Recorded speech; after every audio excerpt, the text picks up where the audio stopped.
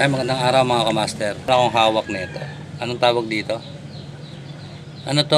Gearbox or gear case ng washing machine. Bakit ko pinapakita sa inyo to? Dahil para malaman nyo kung paano nangyayari at nasisira itong gearbox na to. Kunyari, yung washing machine nyo, pag tumunog na habang pinapaandaran nyo at sinaksak nyo yung washing machine nyo at umaandar na siya, may mapapansin kayo, maririnig kayo na brrrr, napakaingay. Once na maingay na yung washing machine nyo, ang posibilidad po na sira nyo at 100% kung ano po yung sira ay ito pong gearbox.